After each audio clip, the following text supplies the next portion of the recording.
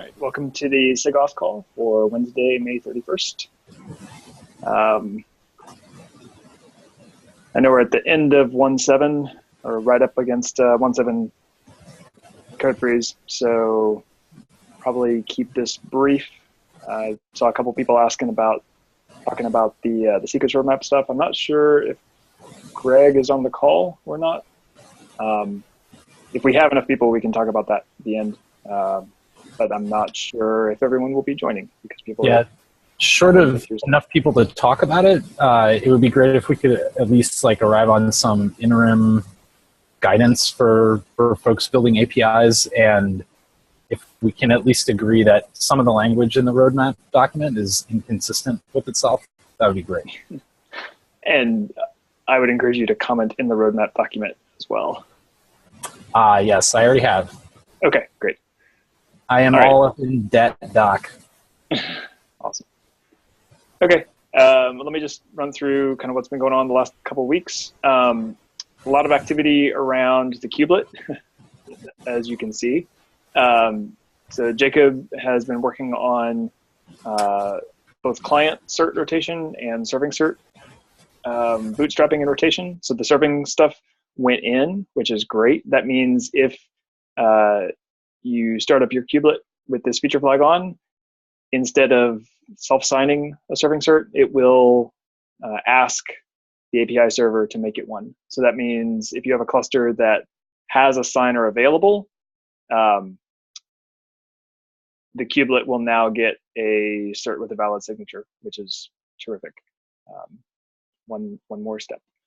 So that one merged. The serving cert one merged. The client cert one is in review. I expect that to merge today. My node authorizer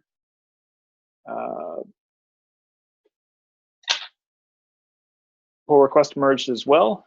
So that means we have a new authorizer that's available that will let nodes just see the objects, secrets, config maps, persistent volumes, and persistent volume claims that they need to in order to run their pods. So that is available now in master, and the doc PR for that will be open shortly.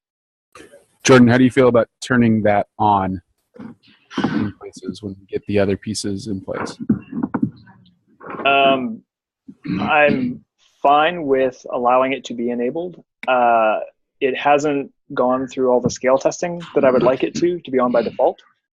So it's considered alpha for 1.7, and part of getting to beta is having it on and tested with the KubeMark 5000. I have benchmarked it at those scales, and I don't foresee any problems, but I wouldn't want to enable it by default until we have. Do we think a month is enough to take a look and then pull it back if it doesn't scale, or if it fails in some other way?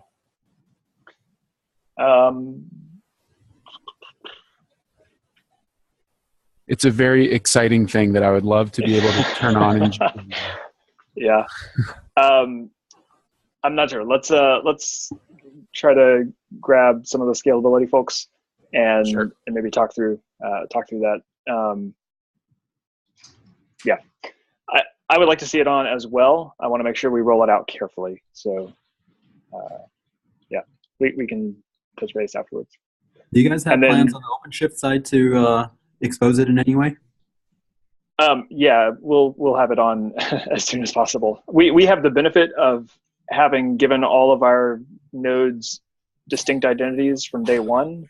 So a lot of the concerns around making sure everyone is partitioning out their node identities aren't a concern for us. So I think it'll be a deployment by deployment basis. So something like kubeatom, which has been pretty opinionated about how it sets up nodes. If it's setting them up in a TLS bootstrap way, it can turn this on with much more confidence than something like kubeup, which, depending on when you got on the kubeup train, you might have all your nodes running as the same kubelet user.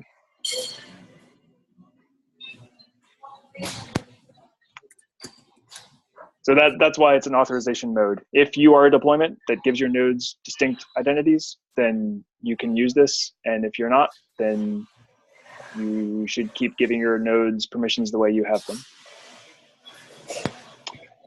And related to that, Mike was working on getting the TLS Bootstrap enabled in GCE, GKE. So I think that hole is close to being in as well. Yeah, I think that's complete functionality-wise. The question is whether we want to enable this and whether we want to enable this is a prerequisite for enabling the node approver by default in 1.7. So that's the thing that's kind of up in the air right now that we're trying to decide on. The main thing is a month of testing a good enough signal to push this as a beta feature? Yeah. My feeling is that this is better than what we have today, and so I think it's moving in the right direction. And the way the add-on manager manages permissions, we can change it in the future if we need to. So.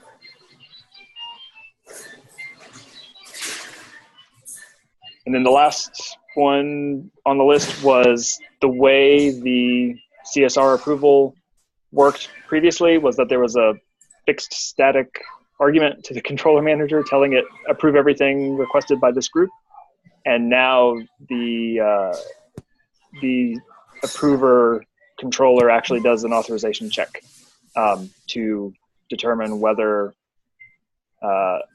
certs that are shaped a few different ways are allowed. So client certs for nodes, a client cert requested by a node for itself, which is used in the renewal case, and a serving cert for a node.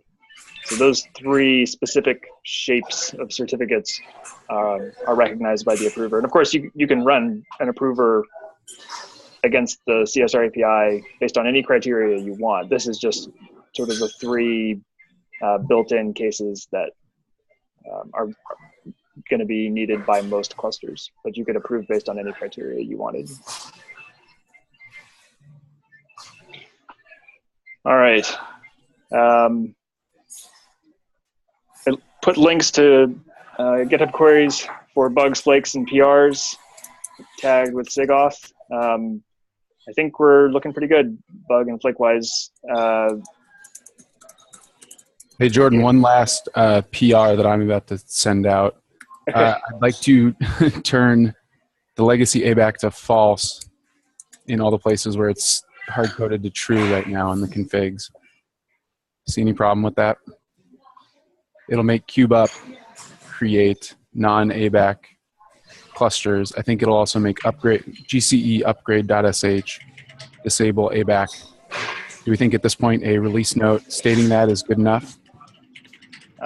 So an upgrade disabling ABAC. I know previously we had said an upgrade should keep whatever mechanism you have. That would be my main concern. If someone had a working cluster and ran an upgrade, I would not expect the policy to tighten on them. Okay, I'll take a look at what's possible. This is something that we might want to bring up at a SIG PM or more sort of Kubernetes wide level, because this is a pretty significant default change. Yeah, I know that was something that happened last release where we had the upgrade scenario handled and new clusters would come up stricter and could be relaxed, and even that caused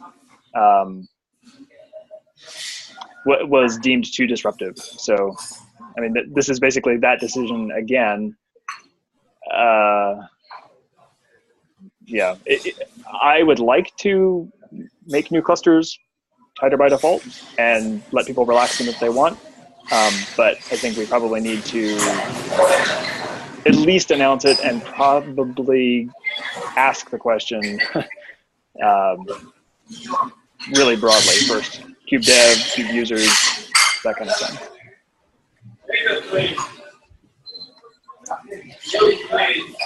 All right. So yeah, so code freeze for 1.7 is tomorrow. If you see bugs or issues or flakes that are related to SIG Auth that aren't tagged correctly, please tag with the SIG or mention the SIG, just so we get the right eyes on those and get those turned around as fast as possible.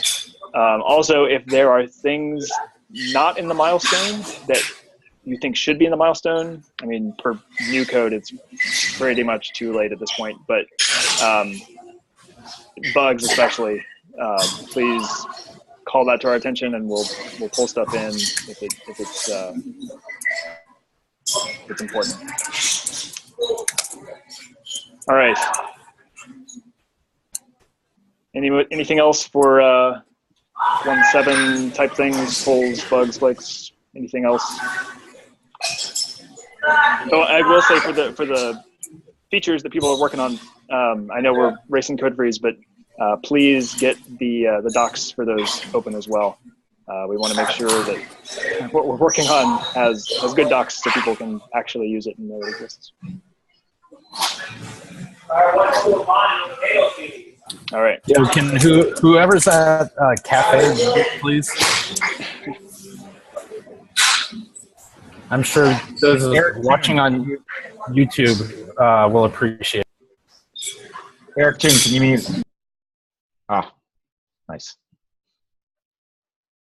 Wow, it's so quiet and peaceful now. All right. So let me see who we have on the call. I don't see Greg. Yeah, I think Greg's out today. Or Clayton. Eric's on. Is there anyone else kind of in the list of people who had worked on some of the secret roadmap stuff? I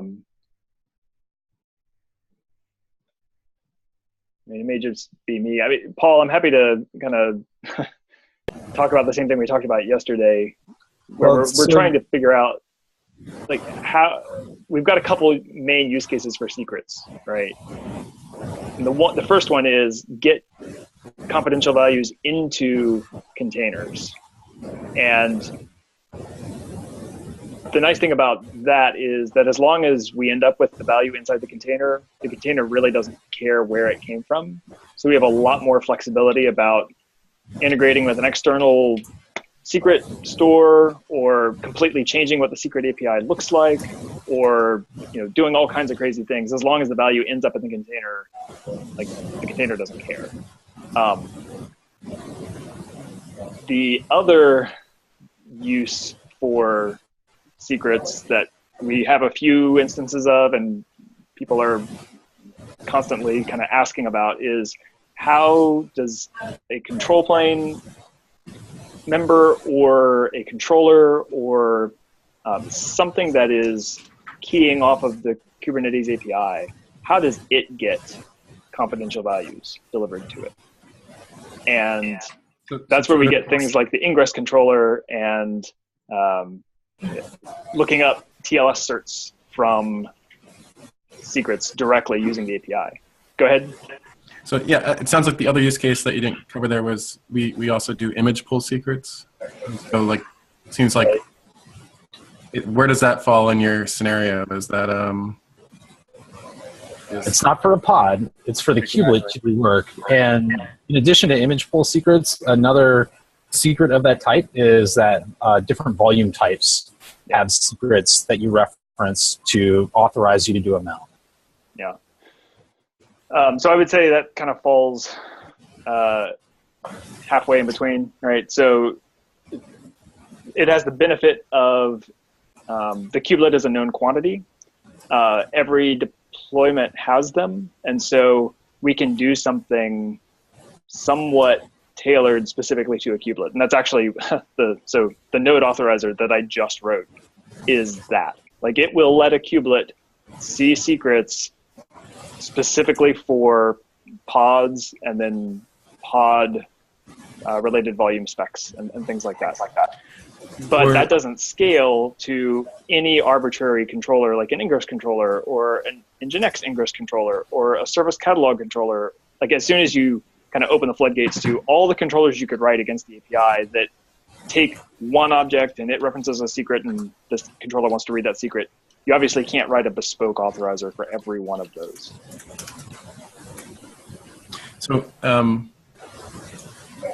is there any expectation that some of the use cases for secrets today on the node side might actually get pulled out of the kubelet? And then, like, for example, do any of the cloud provider stuff have to reference secrets, or will they in the future as that come up?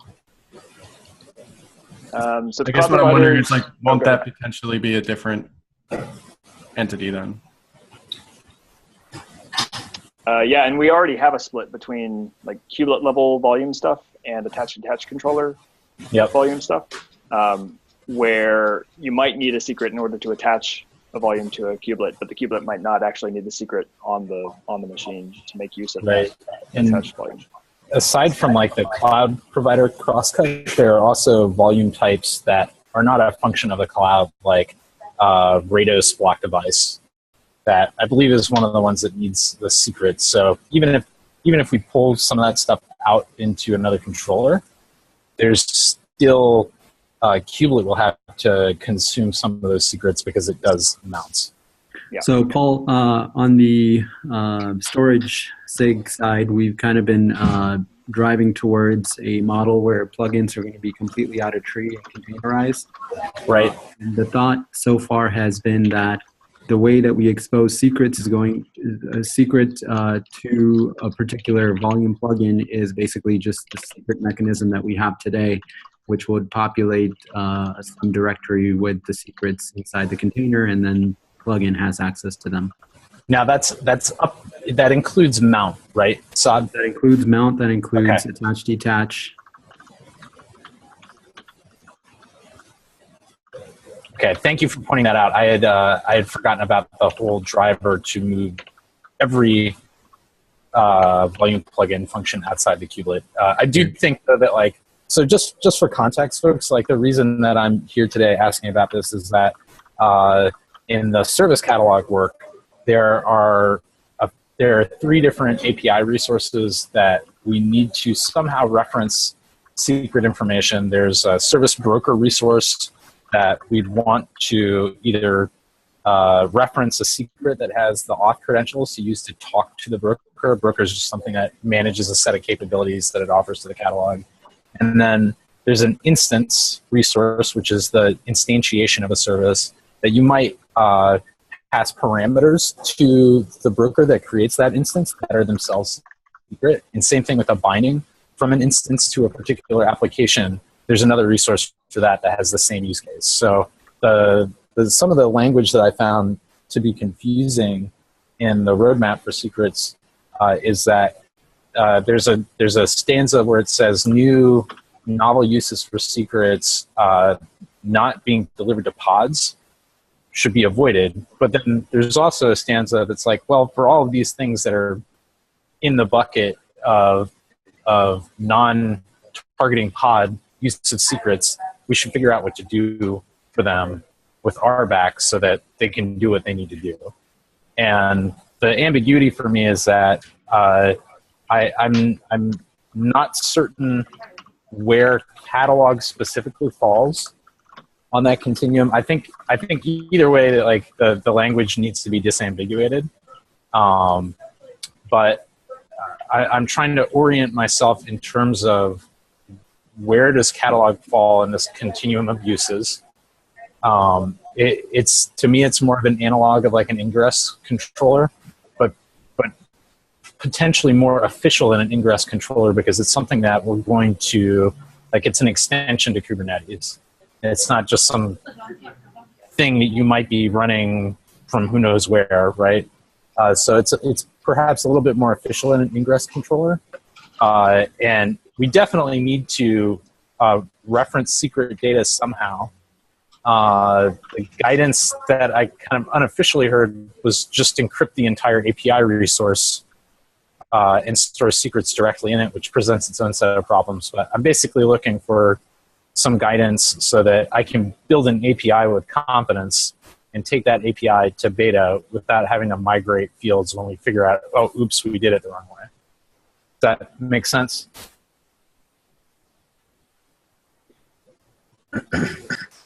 I think what this kind of boils down to is that there's two kind of sets of secrets. There are secrets that we don't really mind if everybody within the namespace has access to, which is kind of what we have today with secrets. And then there are secrets that are super duper confidential that should have very, very, very restricted ACLs.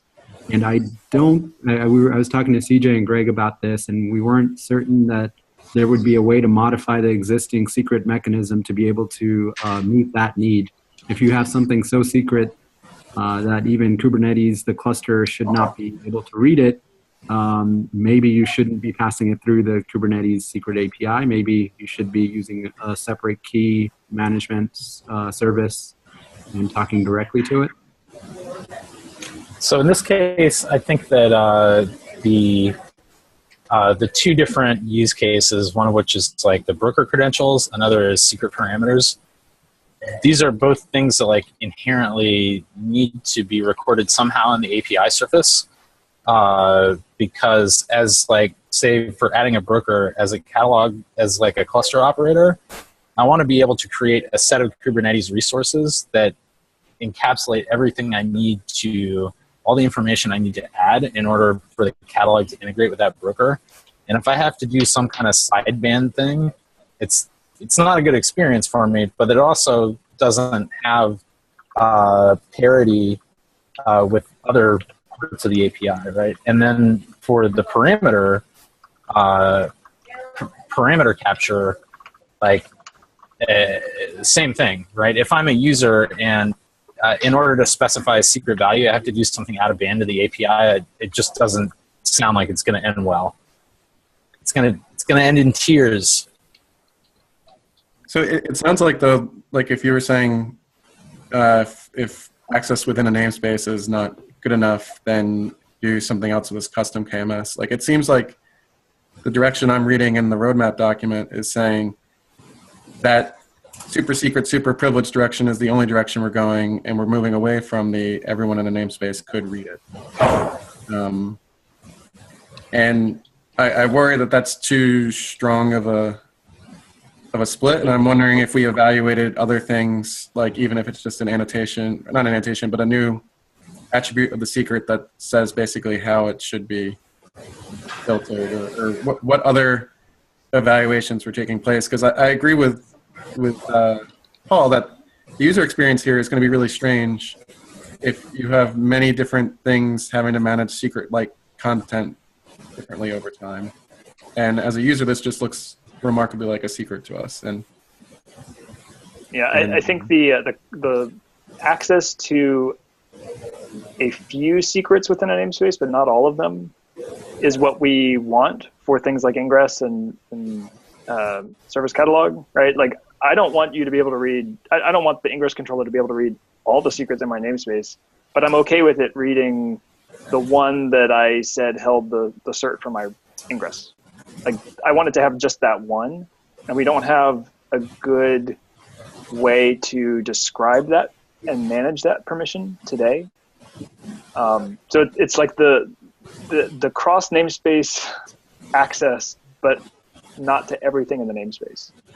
This isn't even cross namespace though, right? We're okay, correct me if I'm wrong, Paul, that every reference would be local to the namespace. So that's right, yeah. The one exception to that is that since brokers are global, it's like kind of the same arrangement that we had initially with storage classes, where you reference the coordinates of a secret in a namespace from a global resource. But as far as parameters for instances and bindings go, it's 100% local to the namespace. So I guess I also find it a little strange that, originally I viewed config map as secret as just two sides of the same coin. And I get that secrets might, by virtue of them being secret, have to deviate some. But like as a user, we've done a lot to kind of make you think that they're similar. Now it seems like not allowing other folks to reference these things is getting, it might be a step too far in my view on making them distinct from config maps from the user experience. So, is it possible that we can solve this with some conventions? Could we have something along the lines like the ingress controller use a service account that has access to a role, and then make the convention that if you want to make a secret available to the ingress controller, you have to actually write an RBAC rule in your namespace to allow that. So one thought that I had, so and authorization doesn't have to be dictated to be RBAC, but RBAC will let you grant access to specific resources. That would be one way you could do it. I think having a way to let clusters that don't care do the easy thing, but then let clusters that do care say, well, you don't have to give blanket permission to your ingress controller. You can run this this component that will look at your ingress objects and see what secrets they reference, and then give the correct access to the ingress user. So in that case, just understanding, Jordan, that would be rewriting RBAC. Yeah. So you're basically programming access patterns or authorization rules based on the secret references. I like what Jordan's suggesting. I think other cloud like IAM systems we have two levels. We have cluster and namespace, and we effectively have an object level, although we don't call it that. So I think that makes sense to have that hierarchy. And I think the problem that Saad was mentioning is really different than the problem that Paul's asking about. Saad said if you don't trust kubelets and you don't trust your like API server, then to handle a secret, then obviously you can't store it in Kubernetes. And Paul's just saying that like, I want very specific access for this add-on. And I think those are compatible views. Yeah, I agree. If we want to know what to tell people now, if we say the API patterns that I think are problematic for us are list and watch, because they give you access to a whole swath of secrets. And if we had something that was going to maintain per secret permissions based on some external data, like what ingresses refer to it, list and watch would never be allowed, right? You would always have per secret access. And so if we avoid building things that require list watch on secrets and have them prefer getting the secrets they specifically need, and this is what we did with kubelets, right? This is why we were able to do the node authorizer we just did, was because we said a kubelet should only get particular secrets for particular pods, and eventually we will be able to authorize them per secret, and now we can. And so if we have them access APIs that will let us do per secret authorization, that would be helpful. So does like a list meta and watch meta sub-resource solve that problem? Actually, I was considering doing it the other way around. So right now, list watch return you metadata and secret data. I would love to have a write-only portion of a secret that does not get returned back when I list watch, and you have to access via a sub-resource. So does Paul want? Go ahead. And if you are if when you need secret data, you are always doing it on individual gets, then switching to use the sub-resource is not burdensome to you. It makes it so that when you write a secret, you can know I am writing data here that's not going to be available to things that are just listing watching everything. Like, you're going to have to get this sub-resource and be authorized to get a sub-resource that explicitly gives you access to the secured data in this secret. I think the lack of separation between metadata on the secret and the confidential content is killing us. So Jordan, that makes sense, but does it address Paul's question? I think you need both. So yeah. So can I just establish first, like, kubelet is forevermore only going to do get, right? It's not getting a server filtered watch based on the authorizer. It is doing individual gets. There is work in progress to let the kubelet watch individual secrets efficiently. So that is what we are working on to address the responsiveness issue so that it isn't having to poll. And those individual watches would be authorized individually. So we would authorize you to watch a particular secret. Right. So but I the blanket watch is the problem. So I like the scheme that you proposed with the write-only aspect to it. The problem is that you're assuming that secret's only ever an input. There is other code that will be writing secrets also. And so if they're writing secrets and they want to do a controller loop to make sure that the secret is correct and nobody's messed up behind their path, then they're going to need to do a watch that actually does include the secret data. Right. So as far as let me articulate my druthers, and let's see how much of this is covered. Right. So for broker, I can get by for now with just get. Because we won't continually be relisting brokers. It'll be fairly infrequent on the scale of like a reconciler loop. So I think that would be covered. As far as the parameters ones, I would like ideally to have a server filtered watch so that I could get update events about a secret that was referenced as part of a parameter. That said, I think there's another way that we could go for parameters, which would be to encrypt the API resource in the API server. And for low privileged actors that need to check the status of one of these resources, we could steal from Jordan's playbook and have the normal get, list, and watch give you back everything but the parameters. And if you needed to see the parameters, you'd have to do a get on a special sub-resource that would give you everything. Yeah, I mean, this is all like in my head yesterday between when we were talking and now. So definitely need to involve a lot of people.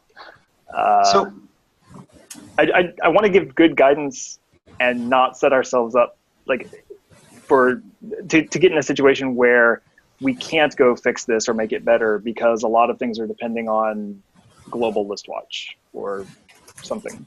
What if we have a way to do a sort of a sub-projection of a list, sort of a filtered list? Because we have types on secrets. What if we could say that you could write RBAC rules around types? You could write RBAC rules around, and then like could have a projection based on kubelet bindings also, right? So show me all of the secrets that are, imported into this kubelet. Show me all the secrets of this type. If we just had a way to sort of filter and write access rules on those, we'd be done.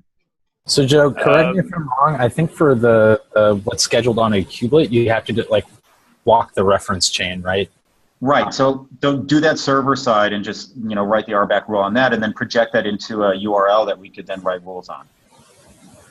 That you can maybe solve like the list case for that, but you can't solve watch if the things in the list depend on multiple dimensions, either both an authorization dimension and like attributes of the resource and links in a transitive chain. Like there is no one dimension that can satisfy a watch on that.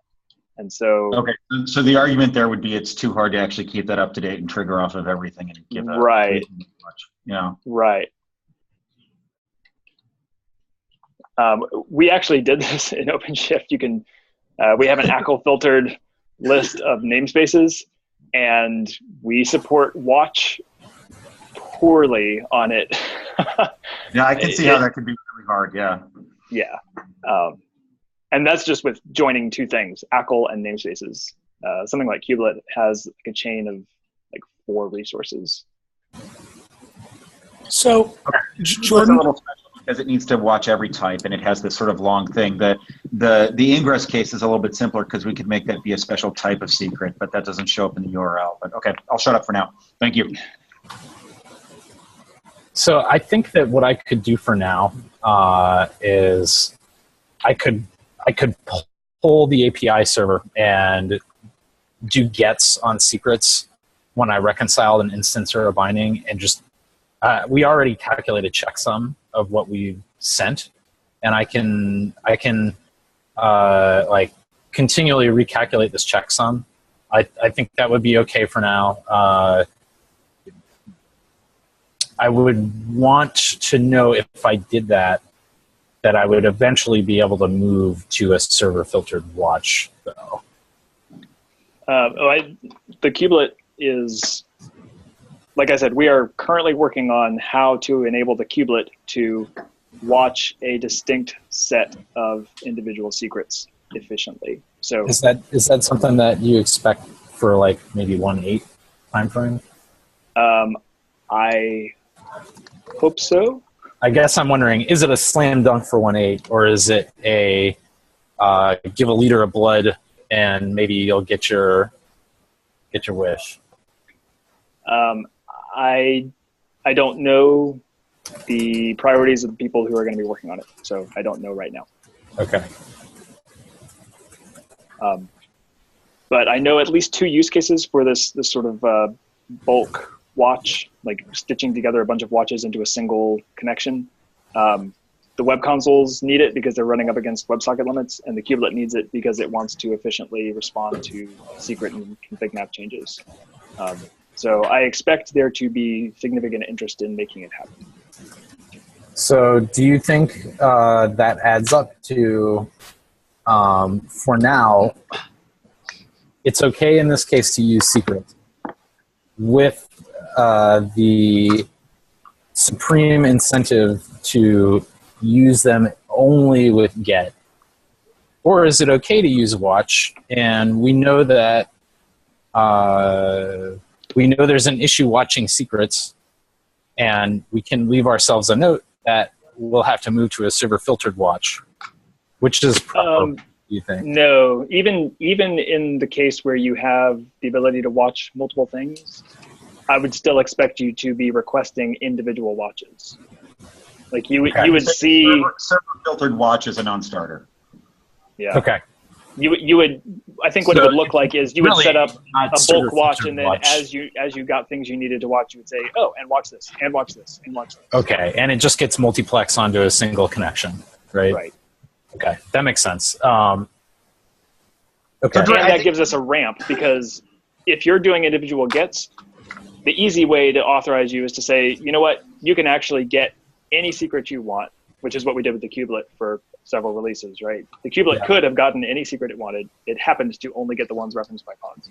And on our roadmap was eventually tighten this down so that we are authorizing specific gets. But if you're conforming to the get API, then we can, transparent to you, write the thing that manages the authorization rules based on service catalog instances or bindings, and say, you know what, we're only going to let you get these. And if you try to get something else, you're going to get your hands smacked. But of course, you're well behaved, so you're not going to get your hands smacked.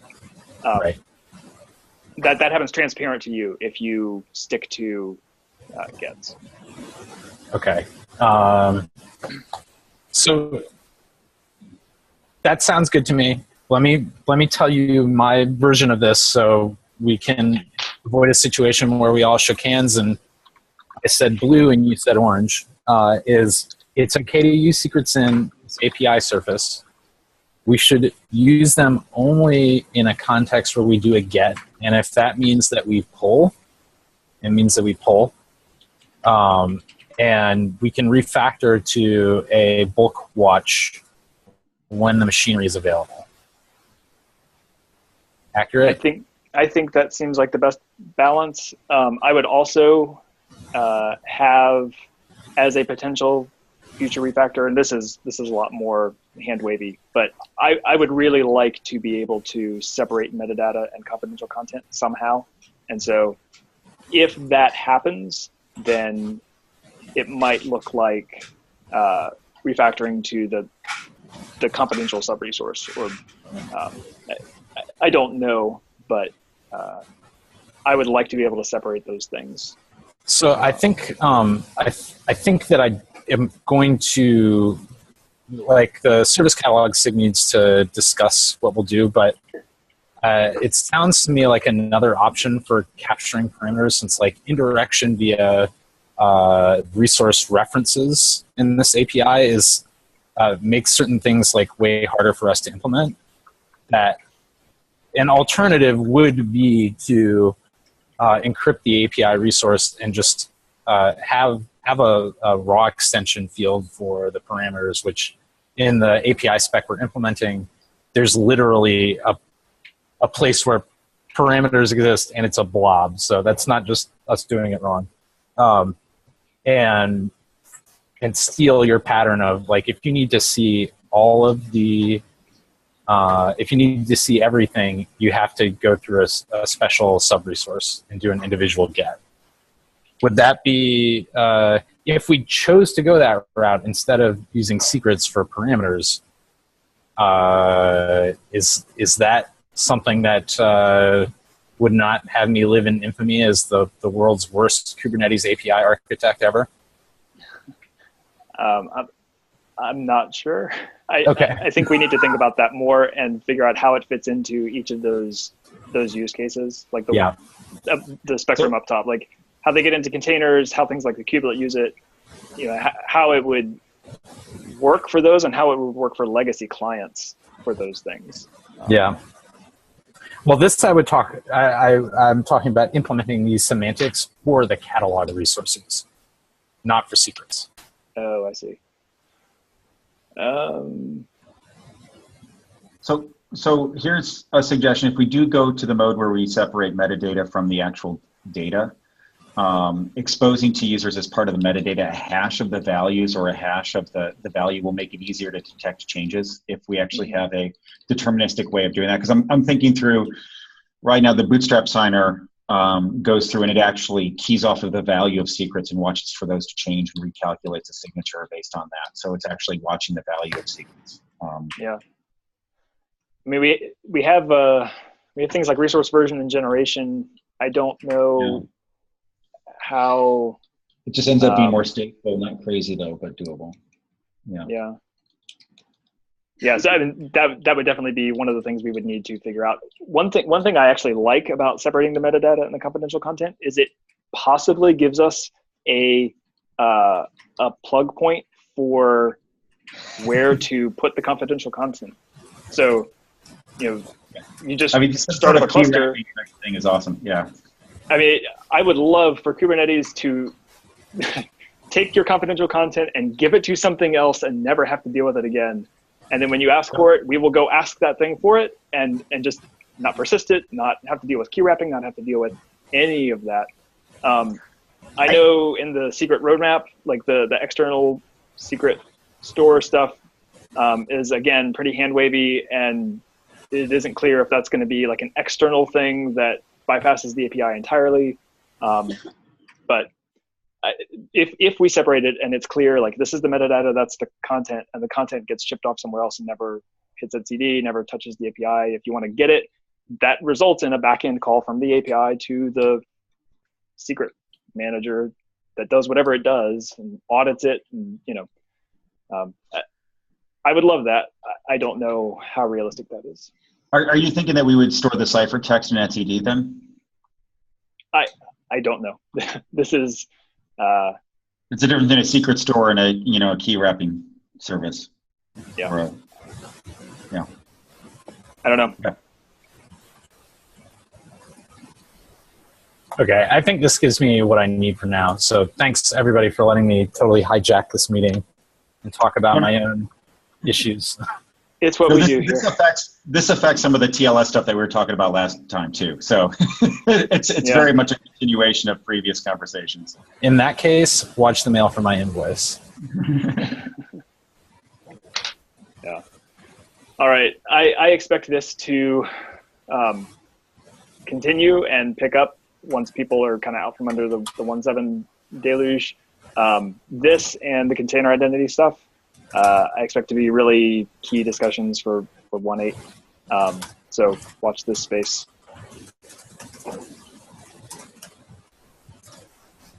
All right. I didn't have anything else. I will try to write down some of the things we just talked about. But I didn't have anything else for today. I know folks are probably busy trying to close out their polls and reviews. So how about if we call it there? And yeah, we'll pick it up next time or on the list. See you, everybody. All right. See you. Bye.